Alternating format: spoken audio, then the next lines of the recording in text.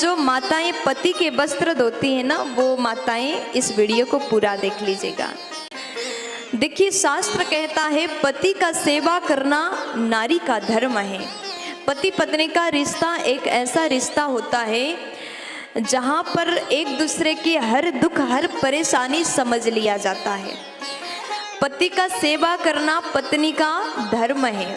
पति जैसा कह दे वो पत्नी को कर लेना चाहिए, और पति भी ऐसा हो कि जो अपनी पत्नी का सम्मान करें, पत्नी का ख्याल रखें।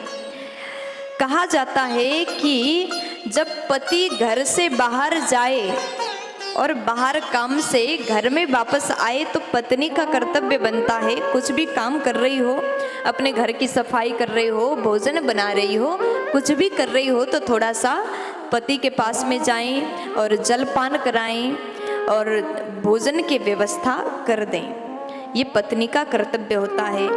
अगर पति ऑफिस जाने लगे तो पत्नी का कर्तव्य होता है कि उनके लिए सुंदर वस्त्र दें। वस्त्र धो भी सकते हैं और पति के लिए आप सुंदर वस्त्र प्रेस करके दे दें। लेकिन याद रहें, घर की नारी जो होती है, घर की पत्नी जो होती है, वो 24 घंटे मेहनत करती हैं, काम करती हैं, अपने घर को सजाती हैं, बच्चों का ख्याल रखती है, पति का ख्याल रखती है, सास ससुर का ख्याल रखती है।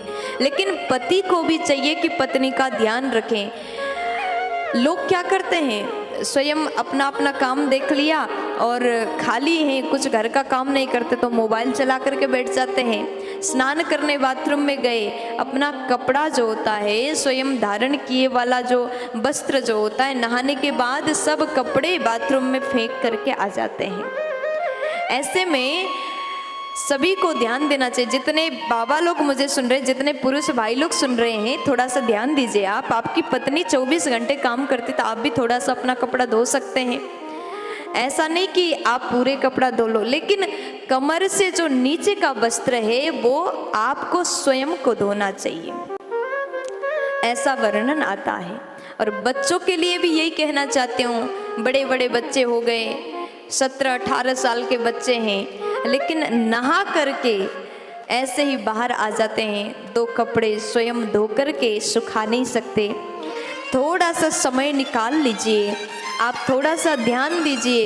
एक माँ, एक नारी कहाँ तक काम करेगी, पूरे काम संभाल रहे, आपका भी कर्तव्य बनता है थोड़ी देर माँ के हाथ बटाएं, थोड़ी देर रसोई घर में जाके काम करें। अगर माँ भोजन बना रही कि तो 2-4 बर्तन धो दें।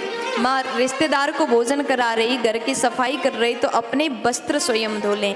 कम से कम कमर से नीचे का वस्त्र जो होता है स्वयं धोने की नियम बनाओ। और माताएं भी थोड़ा सा अपने परिवार वालों को कह दो कि तुम भी थोड़ा कर लिया करो, हम भी थोड़ा सा कर लेंगे, मिलकर के काम करेंगे तो बहुत आसान होगा। ऐसा करने से प्रेम भावना भी बढ़ जाता है। अगर सब साथ मिलके काम करते हैं तो रिश्तों में मिठास आता है। और घर में सभी से बातचीत करते समय हमेशा सम्मान से बात करें, कभी एक दूसरे को गाली ना दें।